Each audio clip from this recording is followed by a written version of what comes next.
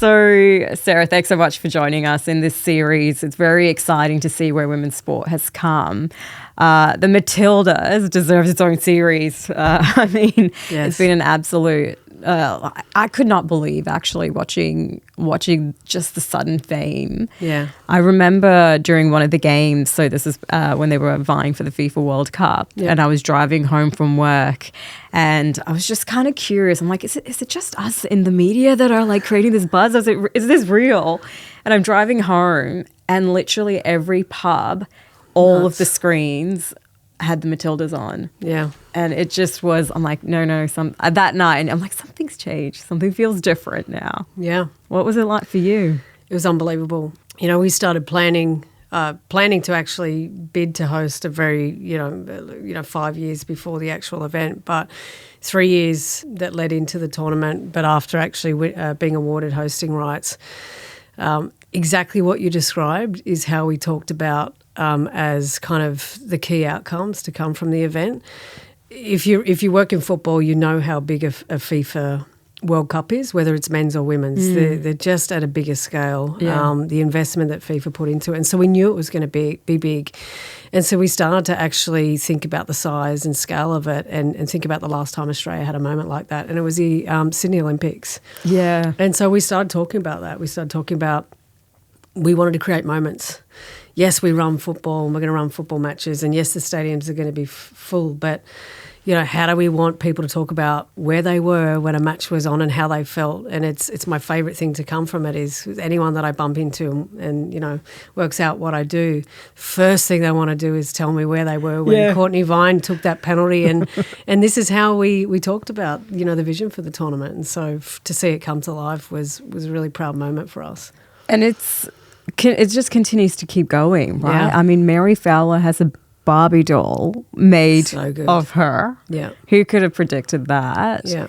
And all of the other stars as well that are coming out of the team now. I mean, how did you do it? Was this a planned scheme? Are you absolutely collaborating with Mattel? We didn't plan that one. I think women's sport and the way I do have this macro lens on it, and maybe because of my experience for the last, I'm 41 now, but I started playing when I was 5. It was never a game for women or little girls, and there's so much more that we need to reshape about it. But these sports have been around since the early 1900s. Socceroos have been around since 1922. Matildas around in the 1970s, and so there's been a lot of catching up to do, but also the whole sporting ecosystem, the way in which either it's invested or broadcasted, everything about it is skewed through the male lens, even measures for success, right? Viewership has always been the thing we discussed, and something I'd always been told, and I guess what I was going to say is that I've kind of got this long-term macro view of it.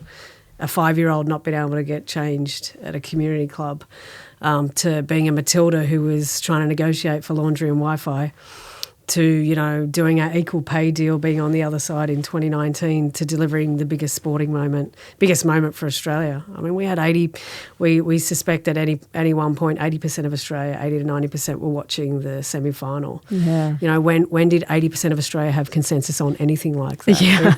It put aside our differences, and that's how I think sport should be used, but it's not how it's been used in the past. It's all been about dollars and numbers, and so a lot still needs to change about the ecosystem that wraps itself around sport. Alcohol consumption was down for this, so how do we need to change what's offered in a stadium and how we create value back? Venues have usually made money on alcohol consumption, and that's just not the case with a Matildas, 80+ thousand at a core. And so, production lines for merchandise needs to be lifted, particularly for our Matildas. And so we have rubbed up against the system with this team, and now I think we're getting to redefine the system. I'm pretty certain maybe you were told for a long time you weren't a sporting fan. Oh, yeah, for sure. I believed for a long time, because it's kind of interesting. I was sports captain in year 6, and I was really into it, and then it sort of gets kicked out. And I think the last time I got this excited about soccer was when I watched Bend It Like Beckham. Yeah. Well, I honestly believe it just wasn't speaking to particularly women, because when you look at our demographic that are turning up to a Matildas, it's women, children, young girls, young boys, but families.